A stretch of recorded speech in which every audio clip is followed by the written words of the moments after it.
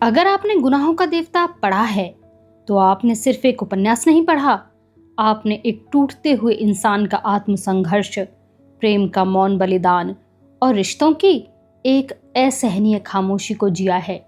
लेकिन जरा रुकिए, क्या आपने कभी सोचा कि चंदर की पीड़ा तो हमने पढ़ ली, पर सुधा की खामोशी को किसी ने सुना? आपने चंदर को जाना, पर क्या कभी उस सुधा से मिले हैं जिसने अपने सारे सपनों को संस्कारों, मर्यादाओं और एक तरफा प्रेम की मिट्टी में दफना दिया? उस सुधा की आवाज बनकर आई है रेत की मछली, कांता भारती की आत्मकथा। हाँ, वही कांता भारती जो खुद धर्मवीर भारती की जीवन संगिनी थी और जिनकी चुप्पी गुनाहों का देवता के हर पन्ने पर पसरी हुई है। रेत की मछली कोई साधारण आत्मकथा नहीं है, यह उस स्त्री का मौन प्रतिकार है जिसने अपने अस्तित्व को किसी की कृति में बिखरते देखा। यह उस प्रेम की कीमत है जो प्रेम कहानियों में अमर तो होता है पर असल जिंदगी में अकेला छोड़ देता है।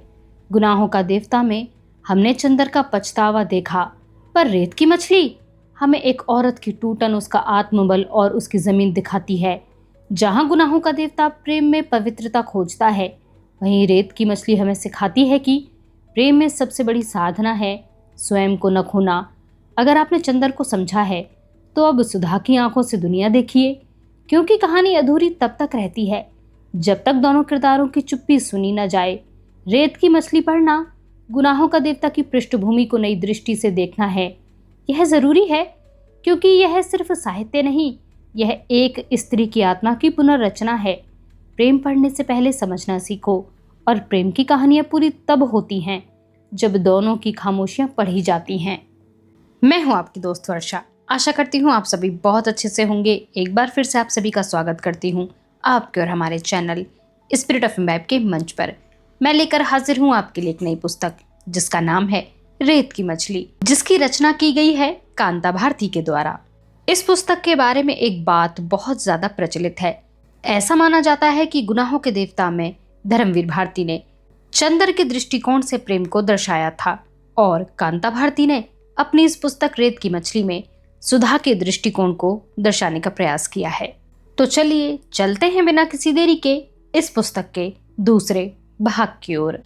नींद टूटी तो थोड़ी देर तक मैं समझ ही नहीं पाई कि सुबह हो चुकी है या रात उतरने वाली है। कुछ देर बाद ही मैं सुस्थिर हो पाई। मानसिक क्लांति के कारण संभवतः सारे दिन मैं सोती रही थी।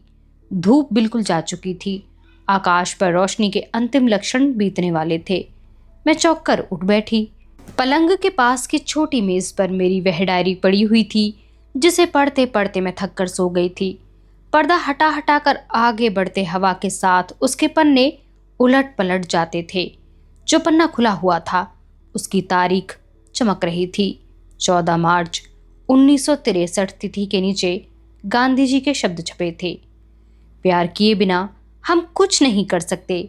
प्यार से ही त्याग की भावना आती है और त्याग ही मानव को सच्चे अर्थों में मानवीय बनाता है, स्वार्थ से उठाता है। क्या सचमुच उठाता है? क्या सचमुच मानवीय बनाता है?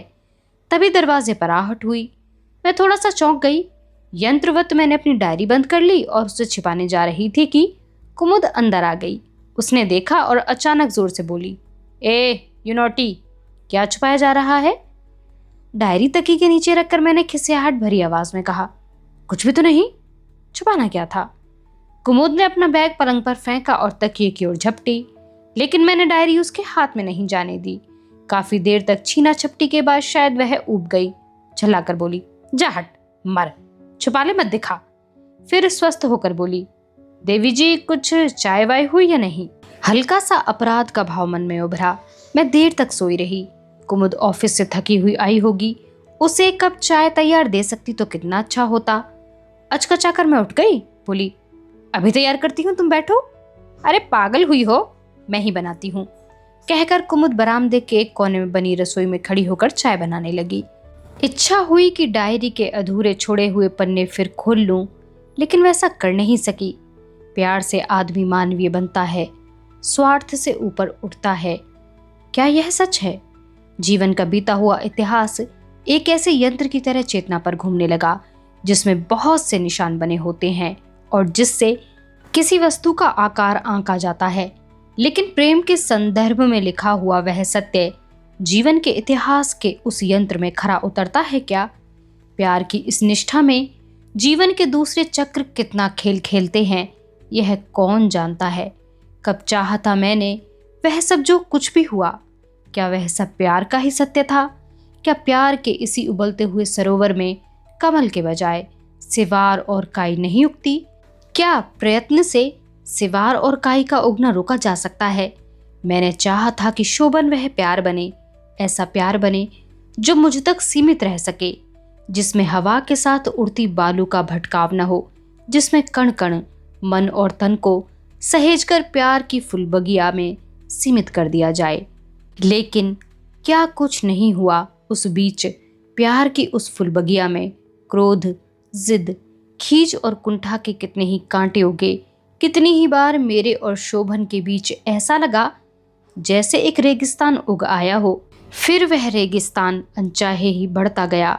मेरी चाहत और शोभन की बाहों के बीच का रेगिस्तान एक दिन इतना विस्तृत हो गया कि एक सिरे से दूसरे सिरे तक दृष्टि से उसे बांधना भी असंभव हो गया। सुनसान, भयानक और तिलमिलाती हुई दोपहर थी वह, 7 जून 1960। सजा सजाया घर मोहाविष्ट शोभन समेत मीनल को अर्पित कर गोद में नन्ही तोरू के साथ इसी जलते रेगिस्तान की रेत में निकल आई थी मैं। चक्कर पर चक्कर और चक्कर पर चक्कर काटते हुए अकस्मात चौंक चौंक कर तपती रेत में पीछे मुड़ देखना कि मुझे कोई बुलाने आ रहा है। चमकती हुई रेत के उस छूटे हुए रास्ते के अलावा और कोई भी नहीं। तपती रेत का वह रास्ता जो पीछा करते हुए मेरे साथ साथ चला आ रहा था। 1.5 बरस लंबे लंबे दिनों को अपने पीछे आते महसूस किया और बार बार चाहा कि इसी रेत के बीच कहीं एक दलदल मिल जाए जिसमें मैं समा जाऊं, लेकिन टखनों तक धंस कर भी आगे डूबा न गया। जीने की इच्छा का कई बार एक तार बराबर आगे और आगे खींचता रहा। चिलचिलाती हुई दोपहर, गर्मी से ऊबे मुरझाए पेड़ और लू से तपता हुआ एक छोटा सा स्टेशन। तोरू को कलेजे से चिपकाए हुए सामान का छोटा सा बंडल संभाले मैं टीन के साइबान के नीचे बेंच पर इंतजार करती हूँ कि वहां सामने बिछी हुई जलती पटरियों पर एक ट्रेन आएगी। चेहरे पर बार बार पसीना आ रहा था। पसीना तपन का ही नहीं, घबराहट का भी था। कैसे आ गई मैं यहाँ तक, बिल्कुल अकेले? कहीं कोई परिचित मिल गया तो क्या होगा? क्या सोचेगा वह? घर पर लौटकर माँ और पिता से क्या कहेगा? सोचती थी कि इस सीमेंट के प्लेटफॉर्म पर ही रेत का वह विस्तार पैदा हो जाए जिसमें धंसकर मैं डूब जाऊं। घबराहट हटाने के लिए मैं इधर उधर ध्यान बटाने लगी। देखा, तोरू के चेहरे और नन्हे नन्हे हाथों पर पसीना छलक आया है। पसीना पहुंचा, उसे लू से बचाने के लिए पानी पिलाया और फिर रूमाल टटोल कर देखा कि टिकट सावधानी से बंधा है। मृग तृष्णा के वे दिन भी कैसे बीते थे। बच्ची बहुत छोटी थी जब मैं उसे लेकर अकेलेपन के रेगिस्तान के इस पार माँ के पास लौट आई थी। सोचा था शायद कभी खोया हुआ प्यार लौटे, शायद कभी दूसरी बार फुलबगिया की रात रानी की गंध का झोंका आए, शायद फिर कभी नांद के पानी में उग आया कमल मेरी आंखों को परस जाए और 2 बाहों के बीच नया जीवन उगे। लेकिन मृग तृष्णा बदली नहीं, चाहा हुआ सच नहीं हुआ। 2 बरस रेत में भटक भटक कर आखिर इस प्लेटफॉर्म पर आ पहुंची। ट्रेन आ रही थी। छोटे प्लेटफॉर्म पर हलचल शुरू हो गई थी। गिने चुने कुली ट्रेन के इंतजार में आकर खड़े हो गए थे। 10-12 मुसाफिर सामान सहेजने और भागदौड़ करने लगे थे। मैं क्या सहेजूं? सब कुछ बिखरने के बाद अब जो जिजीविषा के 2 कण मेरे आंचल में बचे थे उन्हें मणि की तरह सहेज कर मैं खड़ी हो गई। एक कुली ने मेरे करीब ठिठक कर कहना चाहा कि मुझे उसकी ज़रूरत है या नहीं, लेकिन फिर कुछ सोचकर दूसरी ओर चला गया। चमकती हुई धूप में क्षितिज के पास जहां दोनों पटरियों ने मिलकर सुई की नोक जैसी बना ली थी, वहां एक काला बिंदु उभर कर डरावने ढंग से बड़ा होता जा रहा था। जैसे जैसे वह काला बिंदु बड़ा होता गया, उस छोटे से स्टेशन के टीन के साइबान में कपकपी भरती गई। प्लेटफॉर्म के सिरे तक पहुंचते पहुंचते ट्रेन का वह विराट आकार इतना भयानक हो उठा कि मन दहल गया। 2 क्षण में इंजन दहाड़ता हुआ, धरती कपाता, मेरे पास से गुजर गया। ट्रेन धीरे धीरे रुकी। एक जगह मुझे हल्की निराशा सी भी हुई कि वहां भीड़ क्यों नहीं है। उस समय भीड़ का ना होना मुझे बहुत सहज नहीं लगा। 2 बरस पहले इसी स्टेशन पर एक गाड़ी रुकी थी। ठीक इसी तरह उस दिन भी यह छोटा सा स्टेशन इसी तरह उजाड़ था। सूने प्लेटफॉर्म पर बने बेंचें इसी तरह वीरान पड़ी थी। वह ट्रेन मुझे जैसे बलात् किसी असहाय की तरह प्लेटफॉर्म पर धकेलकर दहाड़ती हुई चली गई थी। एक क्षण के लिए मैं नहीं समझ पाई थी कि सामने खड़ी माँ और पिताजी से मैं क्या कहूँ। वे भी शायद मेरी तरह उद्वेलित थे। बम्बई से यहाँ तक के इस लंबे सफ़र से कहीं ज़्यादा गहरी कुछ बातें थीं जो कही नहीं गईं, लेकिन सुनी और समझी गईं।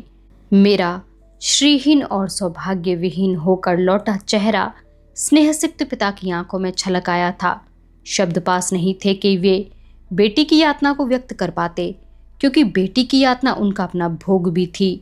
शब्द तो किसी के पास भी नहीं थे, मेरे पास भी नहीं, माँ के पास भी नहीं, और तोरू तो थी ही अभी बेजुबान, अश्रुसिक्त। थोड़े दिन के बाद मुझे एक जगह काम मिल गया था। जहाँ काम मिला था वह दफ्तर कोई 25 मील दूर शहर में था। हर मौसम की मार झेलती हुई 25 मील की वह दूरी हर रोज़ तय करती थी।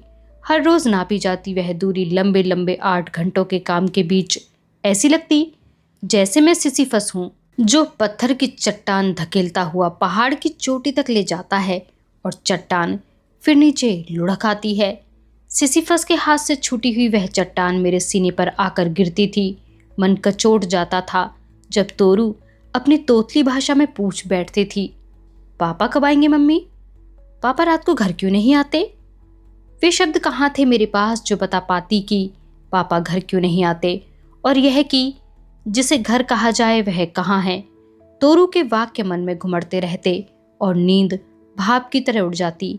सारी रात इधर से उधर करवटें बदलते बीतती। नींद और शांति जैसे खोजे भी नहीं मिल पा रही थी। शांति मिलती भी तो कैसे? मन की शांति को गमलों में उगाया तो नहीं जा सकता। शांति धूप की किरण भी तो नहीं है जो खिड़की खुलते ही अंदर आ जाए। 2 बरस लगातार अशांति के इस जलते रेगिस्तान में नंगे पांव घिसटती रही। 2 लंबे बरस तन को धीरे धीरे घुनते गए। चलते चलते लगता जैसे आंखों में अंधेरा छा रहा है और पेशियों का तनाव टूट जाने वाला है। माँ कहती थी मेरा चेहरा पीला हो आया है और मैं सूख गई हूँ, इलाज करना होगा। लेकिन इलाज कैसा? किसका? तन के रोग का इलाज होता है, मन के रोग का इलाज? यातनाओं की उस धुंध में एक दिन मैंने सोचा कि मुझे बम्बई जाना होगा।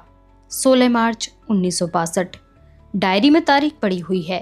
पूरे पन्ने पर थके हाथों घिसट कर लिखा गया है, ऑफिस से 3 दिन की छुट्टी ली है, बम्बई जाना है, जाना ही होगा, उपाय कोई नहीं है। तोरू, तोरू तू क्या समझती है मन का रोग क्या होता है? मन मर जाए तो तन का जीना कैसा होता है? तोरू, तू क्या समझ सकती है कि आगे क्या होगा? मेरा तो बस नहीं, मैं तेरी माँ हूँ, तू समझ सकती है मेरी बात को। 16 मार्च 1962। डायरी की उस अस्फुट लिखावट पर उस वीरान प्लेटफॉर्म से छूटी हुई एक गाड़ी के पहियों के निशान हैं। एक गहरा धक्का लगा था। जैसे ही मैंने ट्रेन पर पांव रखा, ऐसा लगा था जैसे कि मैं ट्रेन पर चढ़ी नहीं बल्कि किसी गहराई में गिरा दी गई हूँ। बम्बई जाने वाली उस एक्सप्रेस ट्रेन पर बैठे बैठे अनगिनत क्षणों के छोरहीन क्रम तक फैले हुए विक्रांत जीवन की सहस्त्रों परछाइयाँ मेरे मानस पर ट्रेन से दिखते दृश्यों की तरह उभरती मिटती रहीं। बहुत तीखी प्यास लगाई थी, लेकिन मन टूटा हुआ था, उठा नहीं जा सका। बालों में धुएं की गर्द भर गई थी, होठों पर पपड़ियां उभर आई थीं, अंतस्तल जल रहा था। तोरू सो गई थी। कितनी सहज निसंग निद्रा थी उस अबोध की। चेहरे की ओर देखकर मेरा मन कचोट गया। रास्ते भर में गाड़ी से एक बार भी कहीं नहीं उतरी कि कहीं यह गाड़ी भी उनकी तरह मुझे छोड़कर बढ़ न जाए और मैं पीछे अकेली छूट जाऊं, नितांत अकेली। किसी तरह दौड़ लगाते लगाते अंत में दुश्चिंताओं से लंबे क्रम को पार कर गाड़ी बम्बई पहुंच गई। एक क्षण के लिए लगा कि मैं नीचे नहीं उतर सकती, उतरने का साहस नहीं है। बेबी को कंधे से लगाकर सामान संभाले अभी मैं डब्बे के दरवाजे तक आई थी कि लगा जैसे मेरे पैर किसी ने बांध लिए हों। मैंने देखा, वही थे, बिल्कुल ठीक वही, शोभन। बेचैनी से प्लेटफॉर्म पर खड़े इधर उधर नजरें दौड़ाते हुए। तो शोभन आ गए। यह सच है या दिवा स्वप्न? वह जिद, कठोरता, निर्ममता, सब कुछ यूं खुल जाएगी, ऐसा सोच नहीं पाई थी। मन आर्द्र होने लगा, आंखें गीली हो गईं। मोहाविष्ट थोड़ी देर ज्यों की त्यों खड़ी रही और फिर अचानक मैंने अपना हाथ थोड़ा सा ऊंचा किया, मेरे कंठ तक आया, शोभन। और तभी मेरे पैरों के नीचे से किसी ने कोई चीज खिसका ली। शोभन के चेहरे पर एक खुशी दौड़ी। हाथ उठाकर हेलो कहते हुए बगैर मेरी तरफ ध्यान दिए वे दाईं ओर के एक दूसरे डिब्बे की ओर बढ़ गए। उस दूसरे डिब्बे से जो उतरा उसे न चाहकर भी मैंने देखा। उनका एक नाटककार मित्र राजहंस पहले दर्जे के डिब्बे से कूदकर उनके गले से लिपट गया था। मुझे लगा जैसे चारों तरफ जंगल हो जिसमें ऐंठ ऐंठ कर लकड़ियां जलती हुई चटक रही हों।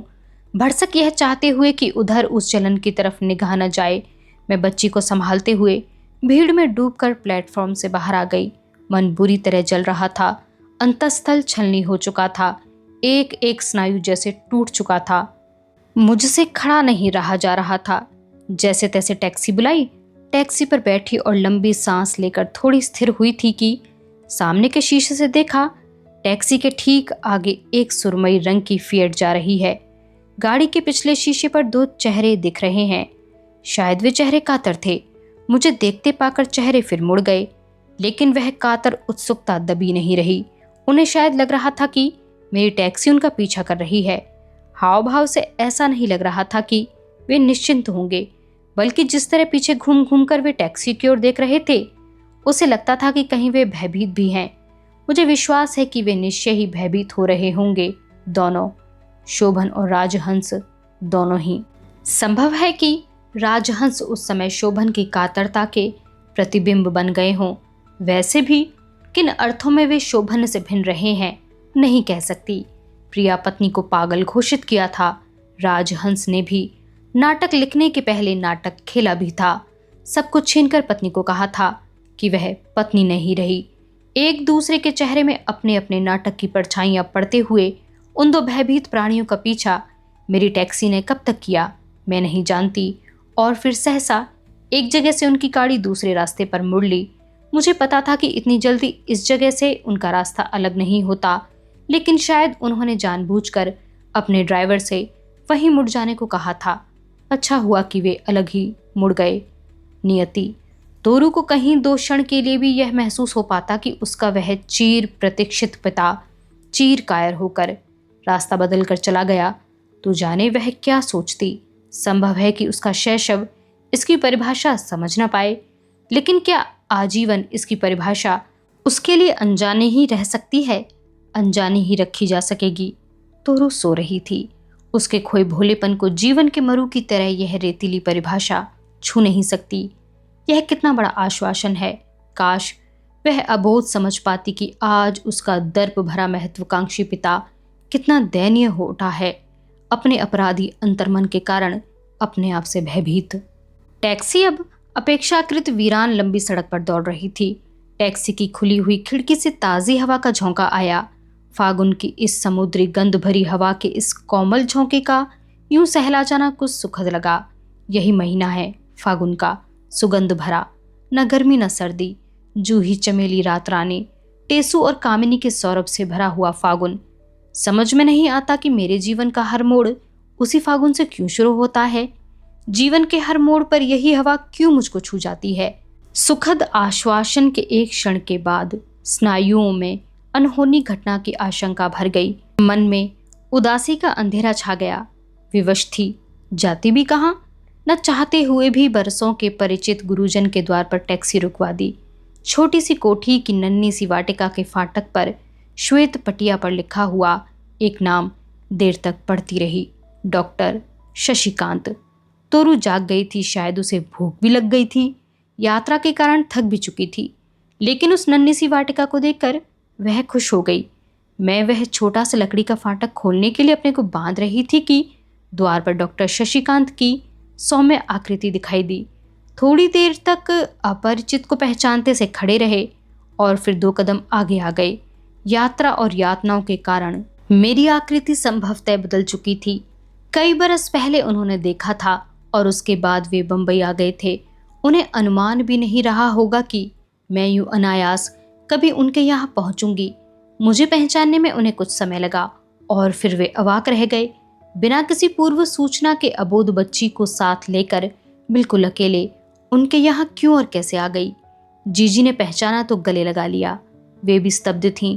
बैठते न बैठते मैंने उनसे कह दिया कि मैं शोभन को तोरू सौंपने आई हूँ। उनके बच्चों की आंखों में पहले तो एक अजनबीपन आया, लेकिन फिर वह आश्वस्त हो गए। नन्ही मुन्नी तोरू गोरैया की तरह कमरे में फुदकने लगी। बच्चे तोरू के आसपास व्यस्त हो गए। उन्हें अपने मनोरंजन का साधन मिल गया। मेरे मन में हल्का संकोच भर आया कि आते समय मैं इन बच्चों के लिए कुछ नहीं लाई। मन में अनमनी हो गई। मैंने महसूस किया कि जीजी और शशिकांत जी भी अनमने हो उठे हैं। मेरे मन में भी संकोच आया कि शायद मुझे इस तरह नहीं आना चाहिए था, लेकिन अब वापसी भी संभव नहीं थी। जो कुछ भी हो, अब स्थिति का सामना करना ही होगा। थोड़ी देर बाद ही गहन गंभीर वातावरण को सहजता की तरफ लौटाते हुए शशिकांत जी बोले, कुंतल बहन, आप नहा धो लीजिए, खाना खाकर आराम कीजिए। सफर से थक गई होंगी, फिर निश्चिंत होकर बात करेंगे। जो भी समस्या है धीरज से निपटाई जाएगी। ईश्वर सब ठीक ही करेगा। उनके शब्दों में मुझे आश्वासन महसूस हुआ। किसी सीमा तक मन का तनाव भी सहज हो गया। जीजी ने बाथरूम तक पहुंचा दिया और खुद नौकर को खाना तैयार करने को कहने चली गईं। जब सब कुछ पराया हो जाता है तब थोड़ा सा भी अपनापन मन को भिगो जाता है। बरसों के बाद किसी स्नेह सिक्त हरे भरे परिवार की ममता ने अपनेपन की एक किरण मुझे दी थी। वह एक किरण जलते हुए अंतस्तल पर शीतलता के छींटे डाल गई। बहुत धीरे धीरे थके लेकिन शांत मन से शीतल जल की धारा में नहाकर जब मैं बाहर आई तो मन पहले से ज्यादा सुस्थिर हो चुका था। हम सब ने मिलकर खाना खाया। बरसों बाद पहली बार उस स्नेह भरे खाने में एक तृप्ति थी। हाँ, मन की उदासी बीच बीच में घिर आती थी। शशिकांत जी से उदासी के वे क्षण छिपे नहीं रहे थे। अंततः एक बार उन्होंने टोका भी था, एक बात कहूं कुंतल, तुम उम्र में बहुत छोटी हो। दुख या सुख दोनों से ही सटकर बैठना अच्छा नहीं होता। सुख से ज्यादा लिपटकर बैठने से सुख के अपरिचय का आनंद नहीं रहता, वह उकता देता है, और दुख से ज्यादा लिपटने पर वह अंतस्तल को खाता है। मेरी आंखें भीग आईं, लेकिन सत्य के उस सहारे ने आंसुओं को थाम लिया। तोरू खा पी कर फिर बच्चों में मस्त हो गई थी। मन में करुणा हो आई कि यहाँ वह नियति से कितनी निसंग है। उसे क्या पता कि अपनी माँ से अलग होकर वह किस नियति को सौंपी जा रही है। दिल्ली से चलते समय उसने पूछा था, माँ, हम छुक छुक पर चढ़कर कहाँ जा रहे हैं? तुम पापा के लिए पूछते थे ना बेटा, हम दोनों पापा के पास जा रहे हैं। मैंने उससे कहा था। रास्ते भर वह यही दोहराती आई थी, पापा के पास जा रहे हैं। सांझ ढल रही थी। सूरज दिन भर तपने के बाद समुद्र के उस पार क्षितिज में उतर गया था। तोरू ट्रेन के सफर से थकी थी। बच्चों से कहानी सुनते सुनते सो गई थी।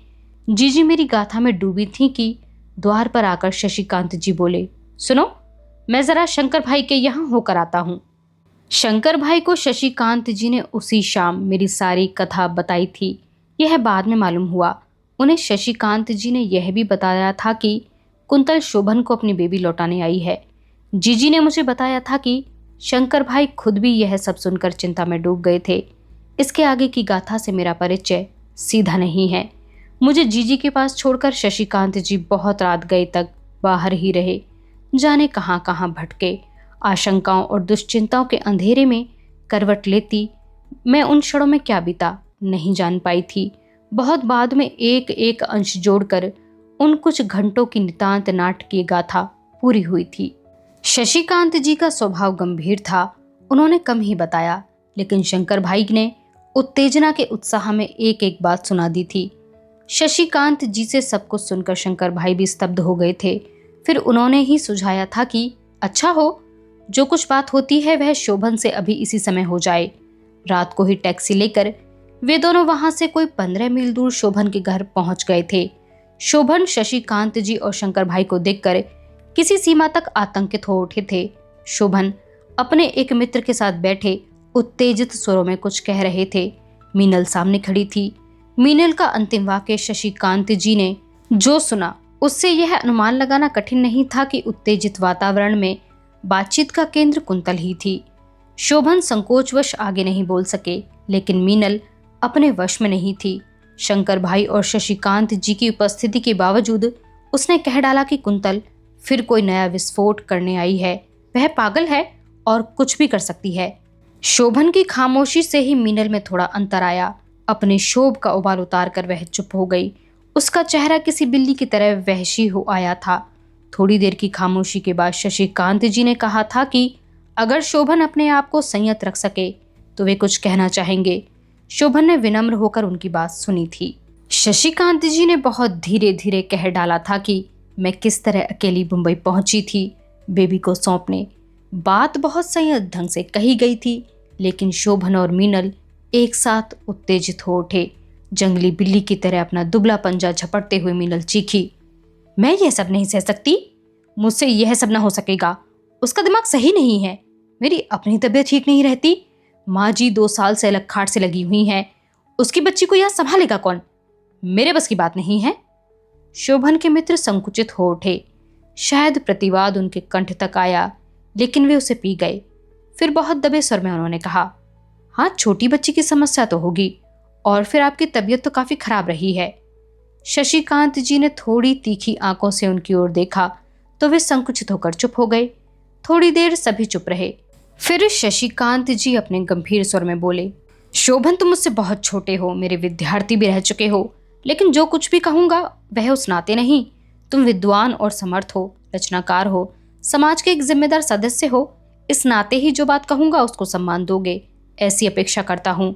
यह सच है कि कुंतल और तुम्हारे बीच अब सद्भावना शेष नहीं है, लेकिन वह बच्ची तो इससे परे है ना। शोभन अचानक कुछ बोलने को हुए, लेकिन शशिकांत जी ने उन्हें रोक दिया। मुझे पूरी बात कर लेने दो शोभन, फिर तुम जी खोलकर अपनी बात कह देना। तुम प्रबुद्ध हो, निर्णय तो तुम्हें ही लेना होगा। तुम्हारे और कुंतल के बीच जो सद्भावना का जो सूत्र टूटा है, सच कहो, क्या उसमें तोरू का हाथ हो सकता है? उसे क्यों दंड देते हो? दोष मान लिया, कुंतल का ही मान लिया। बच्ची ने क्या किया है? तुम्हारी बच्ची तुम्हें छोड़कर और किसका आश्रय लेगी? शोभन बहुत गंभीर हो आए और देर तक कुछ सोचते रहे थे। शंकर भाई और शशिकांत जी एक सीमा तक आश्वस्त हो गए थे कि शायद बात शोभन पर असर कर गई है, लेकिन शोभन ने एक लंबी सांस लेकर अपना चेहरा ऊपर उठाया और बोले, शशिकांत जी, आपकी बात का मैं विरोध नहीं कर सकता, लेकिन आप कुंतल को नहीं जानते। कल को वह हंगामा खड़ा करेगी तो आपका भी वश नहीं चलेगा। अगर उसने यह शोर मचाया कि बेबी को हमने जबरदस्ती छीन लिया है, तो हम सब के लिए संकट हो जाएगा। मुझे क्षमा कीजिए शशिकांत जी, मैं मजबूर हूँ। शशिकांत जी का चेहरा खिंच गया था। शंकर भाई उत्तेजित हो उठे थे। शोभन की ओर झुककर उन्होंने तीखे सुर में कहा, शोभन जी, आपका हट निर्मम ही नहीं, अमानवीय भी है। कुंतल जी इतनी ज्यादा बीमार हैं, खुद चलकर न जाने कैसे बंबई पहुंची हैं। पता नहीं कितने दिन जिएंगी, और आप हैं कि अपनी बच्ची को सहारा नहीं देना चाहते। आप उसे अनाथ गंदी गलियों में भटकने को छोड़ देना चाहते हैं। कोई बात नहीं, आप साहित्यकार हैं, साहित्यकार समाज के ही सदस्य हैं। आपका दायित्व हम सब साहित्यकार मिलकर निभाएंगे। शोभन स्तब्ध होकर बैठ गए। कमरे में मनहूसियत की घुटन भर गई। ऐसा लगने लगा कि शोभन की सांस घुट रही है। मीनल चुपचाप उठकर अंदर चली गई और शोभन पत्थर की मूर्ति की तरह जमकर बैठे रहे। शशिकांत जी ने स्थिति को पहचाना, हाथ बढ़ाकर शोभन के कंधे पर रख दिया और सांत्वना देते हुए बोले, शोभन, तुम क्या जिम्मेदारी से भागोगे? सोचो शोभन। कमरे में फिर खामोशी छा गई। थोड़ी देर बाद शोभन ने जैसे अपने साहस को समेटा और कहा, ठीक है शशिकांत जी, आप मेरे बड़े हैं और मुझे यह आदेश दे सकते हैं। मैं इनकार भी नहीं करूंगा, लेकिन एक बात मेरी भी माननी होगी। बच्ची मैं अदालत के जरिए ही लूंगा। स्टैम्प पेपर पर लिखकर समझौता होगा। बाकी सब कैसे होगा आप सोच लीजिए। मुझे भी सोचने के लिए कुछ समय तो आपको देना ही होगा। वकील से सलाह करूंगा, फिर जैसा आप ठीक समझेंगे वैसा ही हो जाएगा। शशिकांत जी ने स्नेह से उनके कंधे दबाए और आभार प्रकट किया। शंकर भाई थोड़े शुब्ध जरूर थे, लेकिन वे भी शांत हो गए थे। थोड़ी सी औपचारिक बातचीत के बाद शशिकांत जी उठ खड़े हुए। दरवाजे तक आते आते उन्होंने कहा, बुरा मत मानना शोभन कि इतनी रात गए तकलीफ दी। तुम्हारे यहाँ आया तो इतने अप्रिय प्रसंग के सिलसिले में। शोभन भी सहज हो चले थे। हाथ जोड़कर उन्होंने कहा, लज्जित न करें आप, इतनी रात गए, इतनी दूर से आए आप, मैं तो आतिथ्य भी न कर सका। चलते चलते तय हुआ था 18 मार्च 1962। डायरी में यह तारीख पड़ी हुई है। 17 मार्च की उस निर्णायक रात्रि के बाद केवल कुछ घंटों के अंतर से ही 10 बजे के करीब वकील के तय हो जाने के बारे में फोन आया शशिकांत जी के पास। वकील तय हुआ है। माँ और बेटी के बीच दीवार खड़ी करने के लिए वकील खड़ा किया गया है। यह सोचकर मन जाने कैसा कैसा हो गया था। अंदर कहीं कुछ कचोटने लगा था। कैसा होता है वह क्षण जब माँ अपनी एकमात्र बच्ची से अलग होती है। इसके बारे में सोचना शायद सहज है, भोगना बहुत मुश्किल। तोरू बहुत खुश थी। नई जगह पाकर वह किलक किलक उठती थी, बार बार हाथ छुड़ाकर भाग जाती थी। उसका इस तरह खुश होना मन को और अधिक बिंध रहा था। मन पत्थर से भी अधिक भारी हो रहा था। क्या उसके बिना जिया जा सकेगा? क्या उसके बिना मन को बांध सकूंगी? वह क्षण कैसा होगा जब तोरू को अंतिम बार सीने से चिपकाकर हमेशा के लिए अलग करना पड़ेगा। मन में हुआ कि धकेल कर मैं उस निर्मम क्षण को दूर फेंक दूं, लेकिन वह निर्मम क्षण अब मेरे वश में नहीं था। उसे दूर फेंक सकना मेरे हाथों में नहीं था। जैसे विवशता की एक लंबी रस्सी बराबर फंदे की तरह गले में कसती जा रही थी। फोन आ चुका था। उस क्षण के आने में भी ज्यादा देर नहीं थी। शशिकांत जी ने कहा था कि शायद 2-3 बजे तक वे सब शोभन के मित्र वकील और संभवतः मीनल आ जाएंगे। घंटा भर लगेगा या शायद कुछ समय ज्यादा लग जाए।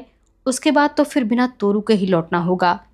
ऐसी दुविधा के क्षण शायद बहुत छोटे होते हैं, तभी न चाहते हुए भी घंटे पर घंटे बीतते चले गए। जैसे बहुत ढाल वाली धरती पर अनायास ही सारे प्रयत्नों के बाद भी कोई गाड़ी लुढ़कती ही चली जाती है, उसी तरह क्षण पर क्षण बीतते ही चले गए और अंततः लगभग 2:30 बजे शशिकांत जी ने कहा कि वे लोग आ गए हैं और बाहर गाड़ी में हैं। शशिकांत जी ने यह कहा तो यातना की रेखाएं उनके चेहरे पर भी उभर आई थीं। मुझे पता था कि इस तरह तोरू के माँ से अलग होने में अपना भी योगदान समझकर वे पीड़ित थे। सोचने का अब समय नहीं था। जो अंतिम क्षण मेरे भय का कारण था वह आ गया था। 17 मार्च 1962 से 18 मार्च 1962, कुल 1-1.5 घंटे के अंदर मातृत्व के इतिहास की सबसे भयानक घटना किसी तूफान की तरह आई और चली गई थी। डायरी के इन पृष्ठों को देखकर विश्वास नहीं होता कि जीवन की इतनी कठिन परीक्षा कौन सा हृदय दे सकता होगा। किसी यंत्र की तरह जल्दी जल्दी नहा धुलाकर तोरू को नए कपड़े पहनाए थे। उसकी प्रसन्नता की सीमा नहीं थी। छोटी सी वह बच्ची यह जरूर समझ गई थी कि उसे कहीं जाना है, लेकिन कहाँ और किन परिस्थितियों में जाना होगा यह उसकी नन्ही समझ से बाहर था। उसकी खुशियों का क्रम टूट न जाए इसलिए बलात् मुस्कुराना भी पड़ा था। अजीब खामोशी और उदासी पूरे वातावरण में छाई हुई थी। हम सब सहमे और कुंठित थे। किसी में इतना साहस नहीं था कि एक दूसरे से कुछ बोले। शायद शब्द ही नहीं थे किसी के पास। शशिकांत जी ने शोभन को बाहर जाकर कह दिया था कि वे एक निश्चित जगह पहुंचे, बाकी सब वहीं आ जाएंगे। जाने के लिए टैक्सी आई तो अंतर्मन रो उठा। शंकर भाई साथ थे। शशिकांत जी, उनकी पत्नी और मैं तोरू के साथ टैक्सी की पिछली सीट पर। तोरू जापानी गुड़िया की तरह सामने की सीट के तकिए के सहारे खड़ी होकर किलकारियां भर रही थी। अचानक उसके एक वाक्य ने मेरे डूबते मन को फिर धक्का दिया।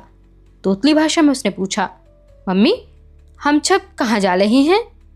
शशिकांत जी उसके बाल सहलाते हुए बोले, तोरू तुम पापा के पास जाना चाहती थी ना? तोरू और ज्यादा खुशी से उछलने लगी, लगातार दोहराने लगी, हम पापा के पास जाते हैं, हम पापा के पास जाते हैं। मुझे लगा मैं कान बंद कर लूं, पर यातना से जमी हुई बैठी रही। जहां मिलना तय हुआ था वह एक रेस्टोरेंट का एक छोटा खूबसूरत कमरा था। हल्की हल्की रंगीन रोशनी में बहुत धीरे धीरे संगीत गूंज रहा था। मेजों पर लोग परिवेश से बिल्कुल निसंग बैठे हुए धीरे धीरे बातें कर रहे थे। शोभन अभी आए नहीं थे। एक कोने में पहले ही रिजर्व की हुई 2 मेजों की तरफ शशिकांत जी हम लोगों को लेकर आगे बढ़ गए। शोभन कोई 10 मिनट बाद पहुंचे। बहुत रूखे और औपचारिक नमस्कार के बाद बैठ गए। उनके साथ वाला अपरिचित आदमी उनका वकील था। बैठने के बाद एक खामोशी छा गई। तभी तोरू की आवाज आई, माँ मेरे पापा कौन है, कहाँ है? ऐसा लगा जैसे शोभन की शिराओं में एक कंपन हुआ। वे कुछ अस्थिर से हो उठे। बोलना चाहकर भी कुछ बोल नहीं पाए। मैं जड़ हुई पत्थर सी बैठी रही। शशिकांत जी ने परिस्थिति को संभाला, धीरे से बोले, ठहर जा बेटे, अभी आते हैं तेरे पापा। जाने क्यों मेरी आंखें भर आईं और मैंने देखा 2 पल रुककर शोभन अपनी कुर्सी से उठे और तोरू को उन्होंने बाहों में भर लिया। तोरू इस अनायास प्यार से सहम गई, उनकी बाहों से छूटने के लिए छटपटाने लगी। तभी शोभन ने कहा, मैं हूं तेरा पापा बेटे। स्वर से लगा कि वे थोड़े आर्द्र हो आए थे। तोरू ने उन्हें पापा के रूप में पहचाना तो पहले वह संकुचित हो मेरी ओर देखने लगी, फिर थोड़ी देर में सहज हो गई। मीठी आवाज में बोली, पापा, तुम मेरे पापा हो? अब वे स्वयं भी अस्थिर हो उठे, उनसे सहज नहीं हुआ गया। शंकर भाई और शशिकांत जी ने उन्हें संकट से उबारा। वकील की ओर झुककर बोले, आपने कागज तैयार कर लिया है? हाँ, कागज तो तैयार है, आप देख लीजिए, कहकर वकील ने कागज शशिकांत जी की ओर बढ़ा दिया। मोटे स्टैम्प पेपर पर बने टाइप किए हुए अक्षरों में क्या लिखा है, यह उस समय चाहकर भी मैं देख न सकी। कागज अभी पढ़ा जा रहा था कि शोभन के नाटककार मित्र राजहंस भी आ पहुंचे। मेरा मन और अधिक कुंठा से भर उठा। शशिकांत जी ने वह कागज उन्हें भी पढ़ाया। मैं जानती हूँ वह कागज वे पहले से ही पढ़ चुके होंगे, लेकिन फिर भी उन्होंने पढ़ने का नाटक किया। अंत में वह कागज शशिकांत जी ने मेरे सामने रख दिया। शब्दों पर मैंने निगाहें जमाईं, लेकिन पढ़ा कुछ भी नहीं जा सका। आंखें तरल हो आई थीं, शब्द तैर रहे थे और शब्दों के अर्थ जाने कहाँ डूब रहे थे। वैसे भी अब इन शब्दों का अर्थ मिल भी जाता तो फायदा क्या था? जब जीवन का ही अर्थ खो चुका तो इन शब्दों का अर्थ खोजना व्यर्थ। कागज ज्यों का त्यों बिना पढ़े मैंने शंकर भाई को लौटा दिया। उस दिन रेस्टोरेंट के उस रहस्यमय वातावरण में एक छोटे से जीवन की अंतिम निशानी तोरू शोभन को सौंपकर मैं कैसे घर आई थी यह नहीं पता।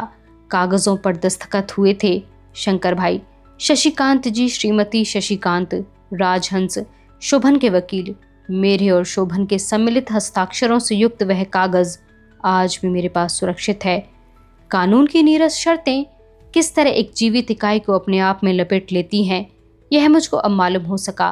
कागज में सिर्फ इतना था कि इतने दिन के विवाहित जीवन में जो तोरू एकमात्र संबंध बची थी उसे मैं उन्हें सौंपती हूँ। इस बात का हक मुझको नहीं होगा कि मैं उसे कभी भी अपनी बेटी मानूं या अपने पास रखूं। साल में एक बार उसे देखने की अनुमति होगी, लेकिन बिना यह बताए हुए कि मैं उसकी माँ हूँ। मिलने का स्थान और समय शोभन की अनुमति से तय होगा।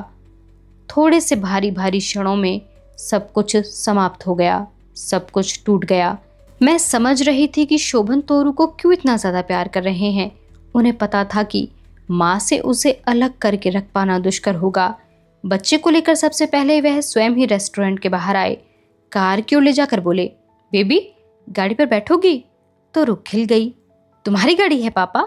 हाँ बेटे, मेरी भी तेरी भी। बैठोगी ना गाड़ी पर? कहते कहते उन्होंने कार का दरवाज़ा खोल दिया। तोरू पक्षी की तरह फुदक कर अंदर चली गई और अंदर से आवाज़ देती हुई बोली, तुम भी आओ ना पापा, मम्मी तुम भी आओ ना। एक गहरे सन्नाटे के बाद आशंकित तोरू ने फिर पूछा, मम्मी रोती क्यों है पापा? किसी ने कुछ जवाब नहीं दिया। जवाब दिया भी क्या जा सकता था। एक पलायन की भावना शोभन में भर गई थी। जैसे तैसे वह कार में बैठे और ड्राइवर से बोले कि घर चलो। आगे बढ़ चली गाड़ी से आती तोरू के रोने की आवाज़ मेरे कानों से कलेजे तक उतर गई। मैं फूट फूट कर रो पड़ी। इस पुस्तक का यह दूसरा भाग यहीं पर समाप्त होता है। बने रहिए हमारे साथ इस अद्भुत पुस्तक को पढ़ते रहने के लिए। आप सभी का बहुत शुक्रिया।